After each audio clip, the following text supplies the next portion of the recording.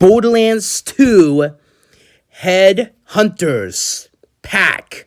Leo Gamer Fun Time. We are all guns and knives and swords of bloodies boss battles.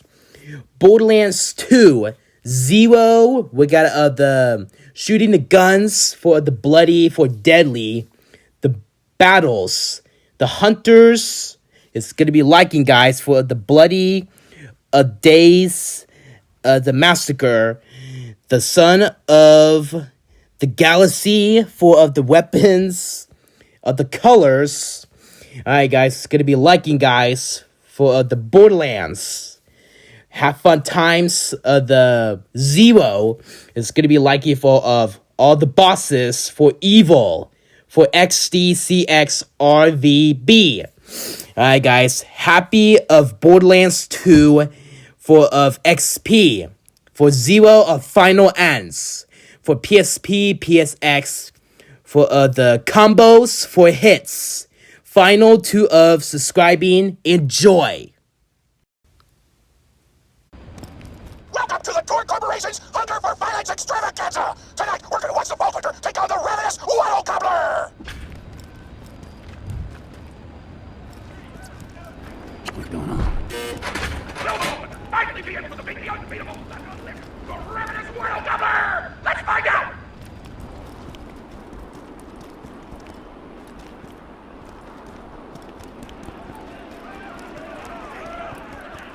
But first, I'm interviewing the only tour contestant to survive a showdown with the Gobbler!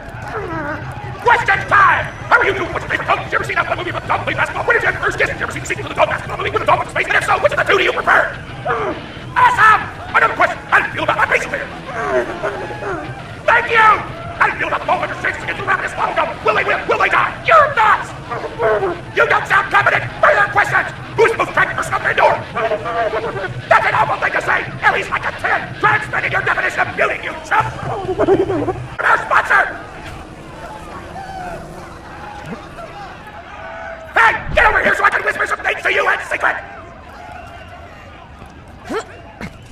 The Gobbler fight is rigged. The tour board of directors made the Gobbler unbeatable, so we need all the contestants to get us a bunch of hits on the Echo Net. But I don't want you to die, because you're cool, and oh crap, I'm not whispering anymore, my bad! You gotta get into the kitchen, kill everybody, and poison the Gobbler's food. Once the poison takes effect, you can kill him. Also, I want him dead so I can eat him! He looks delicious!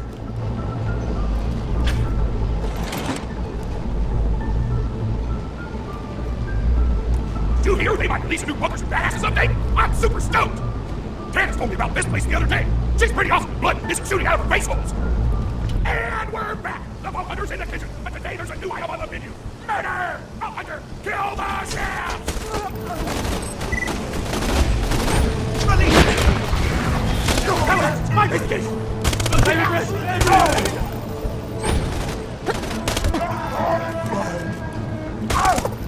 You suck!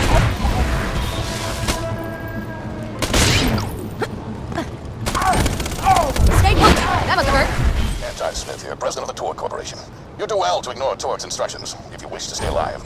With the chefs dead, we can prepare our own meal for the Gobbler. Get to the freezer!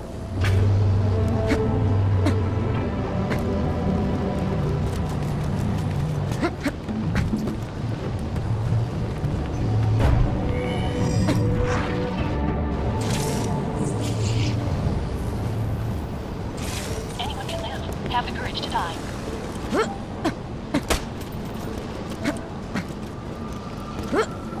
Damn, that door's locked! Let me activate my remote lockpicking program! Lockpick! My mommy is going to be, you'll remember me! We do not allow contestants in the meat locker. Leave at once. We gotta choose some meat for the Gobbler's meal. Turn on the tastiest looking stag corpses. This is totally gonna get me fired, and I don't care! Leave us alone! Keep grabbing that food!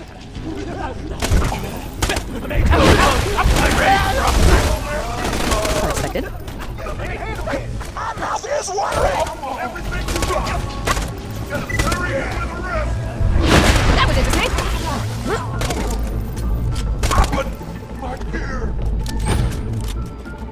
I don't know what you're planning, but I don't like it. Tributes, get the Vault Hunter out of my kitchen! Hold it. Hot diggity! Those dudes didn't stand a chance! You almost almost feel bad for them, but then you start laughing because you were technically acting in self-defense, so screw them! Violence doesn't solve anything, except for all the things it does!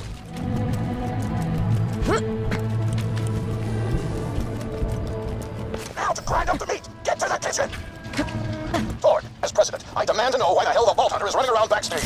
Just trying to mix things up! Your job is not to mix things up. Your job is to flex your muscles into air guitar solos, idiot. Words can hurt!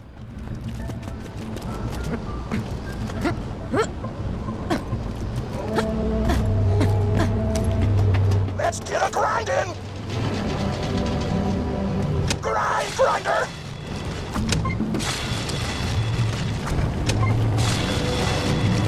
Delicious! We're nearly done preparing the gobbler's meal! With the meat prepared, we only need one more ingredient. Deadly poison! Head to the stabber jabber nests! I ran out of explosives, so I'm actually going to open this door remotely without blowing it up! Psych! You know you're following an idiot, yes? Thor created his explosive gun tech, then sold it to us for $12 and a high five. We kept him on purely for PR reasons, but you both outlived your usefulness. Tribute, kill! Stay still. Well, that was something. When God closes a door, I blow it the f*** up! Hey, make sure to get a slag weapon on the way! Smack the jabber nest to wake him up!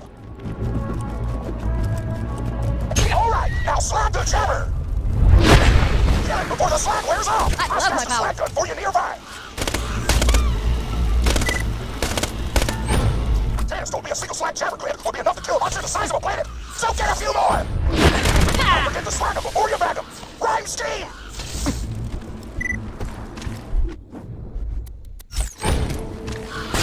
Gotcha. Nearly done! I can almost taste the gobbler Bye now. Woo! You got all the glands! Now pop them into the gobbler's dinner, then you'll be ready to fight him! Why do you insist on being a moron, Torque? This is why you lost a controlling share of your own company. I knew I should have killed you when I had the chance.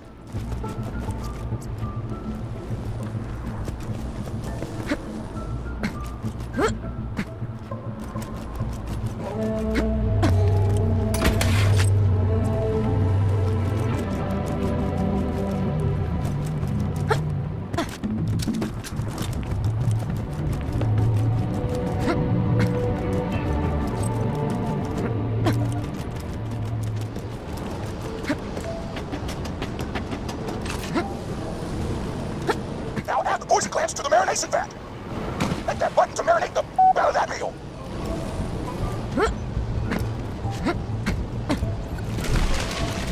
The meal's almost ready. Let's get cooking. Start the conveyor of cookery.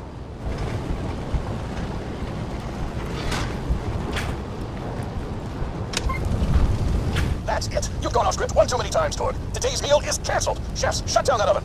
We can't stop now. Protect the oven. I swear by my abdominal muscles, I will eat the Ravenous Wattle Gobbler.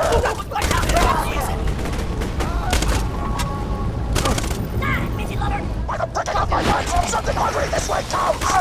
Shakespeare!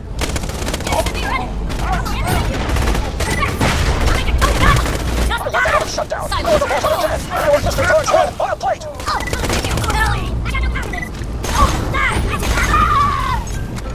By the pricking of my buns, something hungry this way comes. Shakespeare! Everything you got. Well. Oh, I enjoy that. I want that oven shut down. I want the boss on a dead. And I want Mr. George's head on a plate. Food's done. I got to have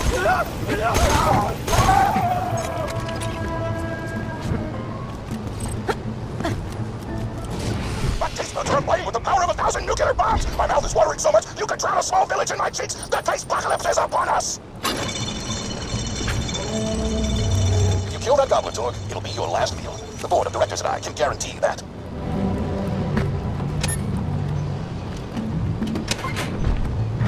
You know why we made the gobbler invincible, Torg? So you could kill it. After dozens of failed attempts by other contestants, you were supposed to finally kill it on camera while wielding our most expensive guns. You would have looked like a hero.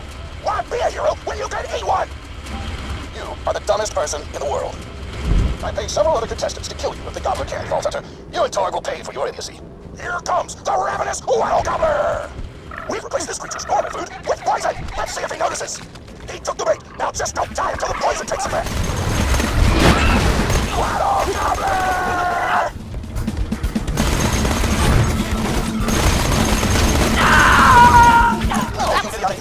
shoot the gobbler, shoot the vault hunter. The poison's working! It's working! The power is killable! Let my nice bullets begin!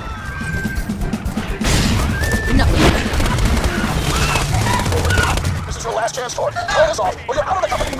Where about this work for us? Promoter!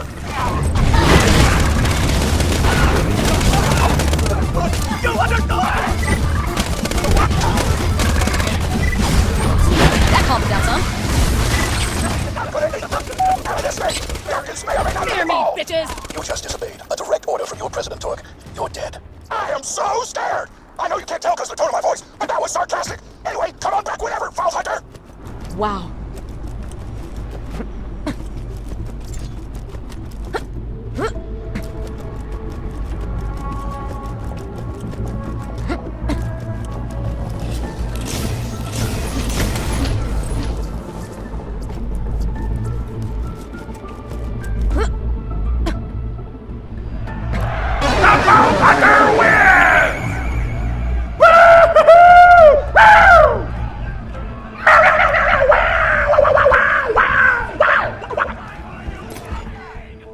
Today, I'm thankful for big-ass monsters and the mercenaries who exploded. It almost brings a tear to your eye. But you hold back because you don't want to look like a wuss. But it's okay because real badasses cry too. Oh, my grandma, pretty big fan of yours. Did you go say hi to her?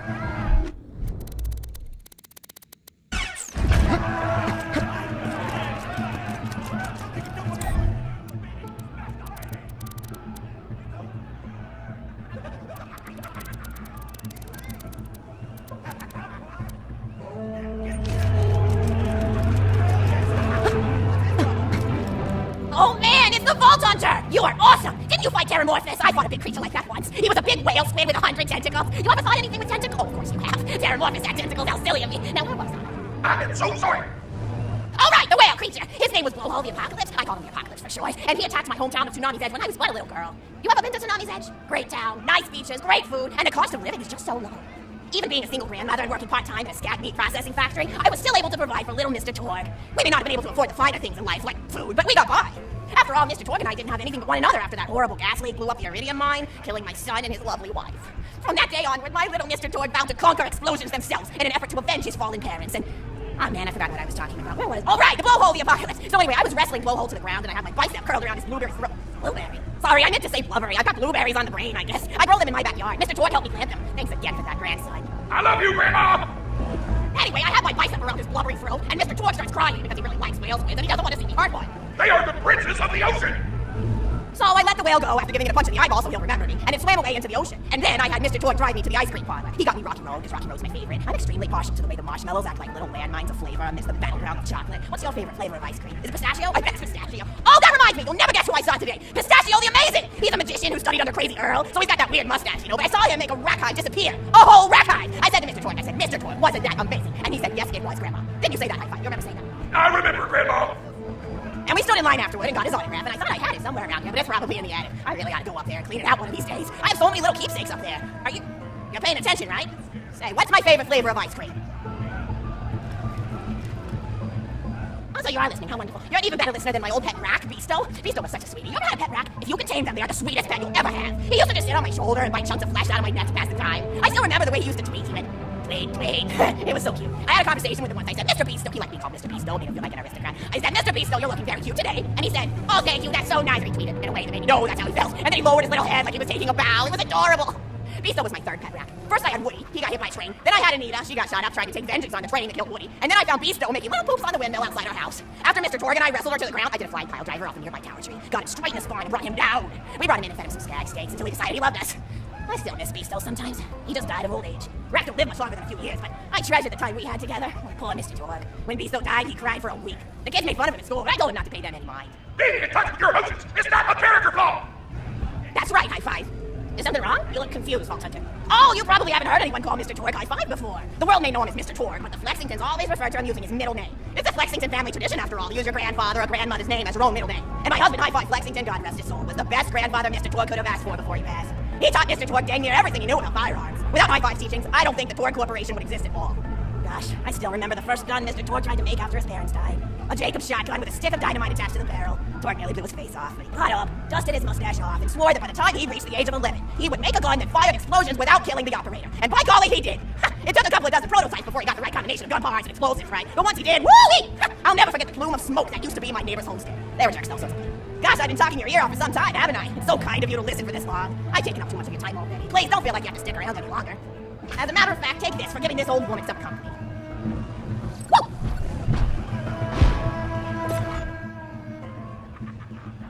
You're even more attractive than Mr. Torque said you were. I've got another story for you, but I'd like to tell it to all your friends at once. An old lady like me has to save her voice, you know. Oh, you still want to talk with me? How incredibly sweet of you. Say, you'll never guess who I saw today. Captain Scarlet. She was robbing my retirement home with a few other brigands, and I recognized her from her wanted poster, and I said, oh, hey, you fought the Vault Hunter, didn't you? And she bowed all elegantly and said something like, indeed, I did, madam, and said that you were really good at fighting, and that you beat her fair and square. She didn't seem to harbor much of a grudge about it. Nice girl. You should think about meeting up with her again if you're not shacked up with her, you know? I mean, of course, probably not. Gorgeous hunk of a Vault Hunter like you. I bet you're beating away suitors left and right. Look, you're blushing. Oh, I could just eat you up. Mr. Torque was so scared of trying to get a date for such a long time. He used to go to parties in high school and just stand in the back without talking to anybody. I am an introvert! I tried to tell him, I said, don't worry about chasing love. If you chase your dreams, then love will follow. See, that's the thing people don't get. You watch Echo films and they're just awful. They teach you that the only way to be with someone is just to pursue them over and over until they decide they like you. In reality, you know when you like someone almost immediately. You can't really convince somebody to fall in love with you. You just look like a stalker. But if you do things that you're interested in, like making guns that explode or killing mercenaries, then people will see that confidence and skill you have and they'll be attracted to it. There's always a fine line between that kind of confidence and narcissism, you know? There's nothing worse than somebody who wants to be famous. I remember when Mr. Torque first sold his weapons tech to that board of directors, he was pretty egocentric for a while, taking pictures of himself and posting them to the EchoNet all the time, trying to hobnob with every celebrity that used his weapons. He came back home one day with a supermodel under each arm, and I said, Mr. Torque, what are you doing? You've lost sight of who you are. It's been weeks since you actually created a new gun, I said. And it was true. He'd been more obsessed with being well known for doing something great than with actually doing something great. It was a dark point in my life. Thankfully, High Five listened to me and got to work on what would eventually become the Kerblaster. You a fan of the Kerblaster? That was always my favorite. That and the Flacker, which I know a lot of people hate. But there's more to combat than just brute efficiency in this old lady's eyes. Style counts for something. And there's nothing quite like filling the air with tiny little explosions. It's like a fireworks show, except the deaths aren't as sad and unexpected. Actually, that reminds me. Now that you're here, I wanted to throw some ideas at you for feedback. I'm a playwright in my spare time, and I'm trying to write a story about an up-and-coming tournament fighter who tries to find love in a gladiatorial arena. And I figure you've got a lot of experience, so your feedback could really be valuable. So the play is called Broken Hearts and Broken Necks. Scene 1. Fade in on an arena, just after a battle. Body parts litter the stage. A lone warrior stands in the middle of the stage, a spotlight illuminating her blood-stained garment. She stands, holding her sword triumphantly aloft. Valkyrie. Is there no warrior who can challenge me? Must I be destined to spend my life as the strongest, the bravest, the most invincible warrior this galaxy has seen? For I am Valkyrie, scourge of the gladiatorial games! Execute Valkyrie as she shakes her head in despair. From stage left, enter Yoga, a janitor with a heavy heart and an even heavier conscience. He begins sweeping the body parts into a pen, which is colored green, and remember that's symbolic color, come on, until melancholy overtakes him. He drops his bush throw to the floor and falls to his knees before delivering a heart-wrenching soliloquy. No. The blood cannot be washed away. Not before and not now. Even as I attempt to escape the past, which haunts me still. Must I live forever as a fraud, sweeping up the trash of others to hide my shame and avoid my pursuers? Must I forever remain on the periphery of joyful combat, ever watchful but never participating? Then, with a clatter of honor, Valkyrie re-enters the stage right. Valkyrie. Good morrow, lowly janitor. I heard a noise and thought it worth investigating. Hold on. Oh, great Valkyrie. 'Twas nothing but the wails of those souls you released from their bodies tonight. Souls that wail in agony as they fly upward to Valhalla. Fools! What have they to wail about? Their agonies are over, ended at the point of my sword. Mine, however, have only yet begun. For it is lonely at the top, and an unchallenged life is boring one. No doubt, aside. If only I were able to tell her my true identity, I would give her a fight she will not soon forget. Back down. Yes, ma'am, boredom is the true tragedy. May you one day find challenge in combat. Stupid. No doubt picks up a giant two-armed bastard sword with almost no effort. Valkyrie. What is this? Execute. Stage left. Valkyrie. What strength this janitor possessed? Who is he to pick up a bastard sword with 2 fingers? What hidden power does he hold? What secrets does he keep? I will endeavor to uncover his past, in the hope that our swords may cross in battle! Exit. End of scene. Scene 2. The interior of the governor's house. The table is set with myriad teas and biscuits. Oh, I'm so sorry. I didn't even ask you for the feedback on the first scene. Did you like it? Oh, wonderful. I'll continue then. Scene 2. The governess enters from stage left. Governess. I refuse to respond to these absurd accusations. Her husband looks at her quizzically. Governor. And what accusations may those be? Governess. Actually, you know what? I don't think I'm ready to get feedback on the play yet. But what about you? What are you up to? Tell Grandma Flexington all about it. I bet you've had some amazing adventures. Mr. Torque told me about the time you all played bunkers and badasses together. He said it was one of the most fun and welcoming experiences of his life. Grandpa, you're embarrassing me! Sorry, sweetie, but really, you and the Vault Hunters are his first real pals. It wasn't easy for Mr. Tord to make friends at school when he had facial hair at age 8, pecs at 8.5, and dead parents by age 9. People found him intimidating, but I told him that he should be thankful for the fact that he looks different. Anyone who wouldn't be friends with you based on appearance wouldn't be a very good friend anyway. But he really does like hanging out with all of you. Most people these days want Tord to pose for pictures or blow something up by flexing at it. It's not often he gets to sit down and play games with people. Oh, speaking of games, did you play Going Back to the House yet? It's a new echo simulation about exploring a log cabin you lived in when you were a kid. There's no violence or anything. You just walk around looking at cereal boxes and remembering people you made out with. I really like where Echo Sims have gone in the past few years, don't you? There seem to be a lot more of them with interesting things to do beyond shooting people, and the writing has gotten so tight in size. For instance, did you ever play The Samurai's Marker? The whole game's story was delivered through haiku. Did Zero write it or something? No, I just guessed. I know you're too busy for that. But oh yeah, I was playing at the end of the pointed gun last night on my Echo Sim player, and wow, is that fun. It's about a guy who punches people and smacks himself in the face with doors. Easily one of the best punch-related comedy sims ever. But oh, I'm really looking forward to this game called Robot Hunter Assault Squadron, which is this big randomized survival game about throwing bottles at trees and accidentally scaring birds. In the demo version, I scared a bird so hard it died. 10 out of 10 in my book. But what kind of things do you do for fun? You play any sports? You look like you might be into some of the more extreme stuff, like spine hurdling or psycho hand volleyball. I knew an athlete a lot like you when I was younger. Her name was Nijo, and she was especially gifted at the giblet toss. That's an old pastime we had back when I was younger. Idea was you punch a convict, and then see how far you could make their viscera fly across a big field. You got points based on distance and the size of the viscera. She won the final round of the giblet toss championship by getting a left eyeball to cross the 300-meter mark. They said she was juicing with her idiom, but I think they were just angry that she dethroned the reigning champ, misogynistic Jeff. Neil really liked her for some reason. Hey, what's your favorite food? Mine's burgers, personally. People look at you like you're a pleb or something when you say you like burgers, but just think of all the things you can do with them. You can change out the patty, play around with the toppings, change what sides you have. You ever have a burger with veggie chips? Gosh, I all but forgot about fries for about a year after I discovered the veggie chip combo. And I'm not a vegetarian or anything, but those veggie patties they make on the more upper-class worlds are really good. Better than real meat if you cook it right. Mr. Toy tried to be vegetarian once after he saw a fluff bear get run over by a truck. How long did you last again? 12 seconds! Barely even finished the word vegetarian before he lunged at a skag chew I was holding in my left hand. Nearly lost a finger. Granted, he's always been partial to skag chews or skag bacon. Don't know why, since I always felt like skags tasted like old tires and vomit. But to each his own. Taste is a funny thing. People say your taste buds get more refined as time goes on, but they actually get worse and worse. So when Mr. Tord used to refuse vegetables as a kid, it's because he was actually tasting how awful they were. When we old folks eat vegetables, we're only okay with it because we can't taste all the gross vitamins and stuff. Granted, vitamins are what have kept me going for as long as I've been going. You get enough B12 in your system and you can head but a freight train, not so much the bruise. That reminds me, I need to get my bills ready for the rest of the week. I have one of those little milk containers split into different sections for each day. It's really helpful. And the sides are sharp enough that I can use it to ward off burglars if I need to. What else do I have to do this week? Probably head to the bazaar, pick up some frozen spider flanks. Gotta bring my coat though, because it gets kind of chilly in the freezer section. I imagine you would continue speaking, you cannot pull the trigger. Oh, I need Schwartzman's candy drops. Gosh, those are delicious. They're so smooth and sweet. Just thinking about them, I could go for one right now. Couldn't you? Do you think you could go find me one? Friends are like family who don't suck! My gear! I need another hand for my merry-go-round. Yours is bury me upside down!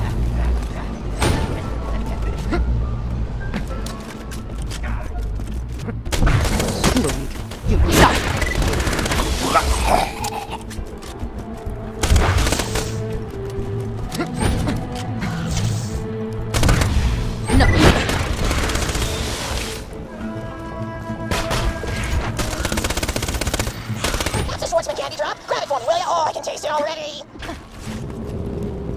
I have to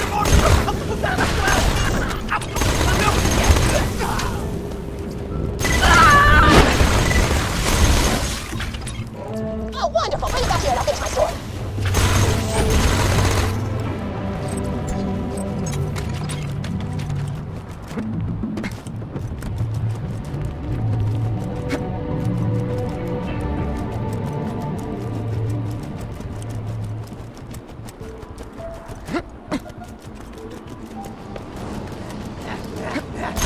you on the other side of me!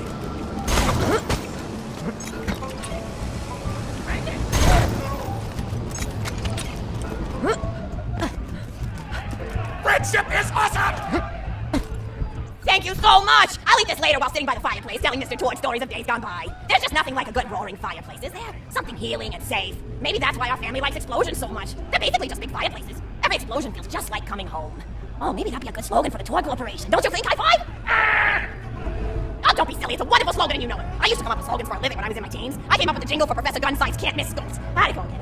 Oh, yeah! If you try to shoot but you miss the light, you get Professor Gunsight's Scopes a shot. And then they played a gunshot sound effect and someone going, ah! It was cute. But gosh, I've been talking for a while now, haven't I? Thanks for bringing your friends to listen to an old woman ramble for a while. I can't tell you how great it is to have somebody new to talk to, especially a Vault Hunter. Oh, and one more thing! No, actually, that could probably be. There's something about vaults in the end of the universe. Anyway, here. I always spoil my friends, just like I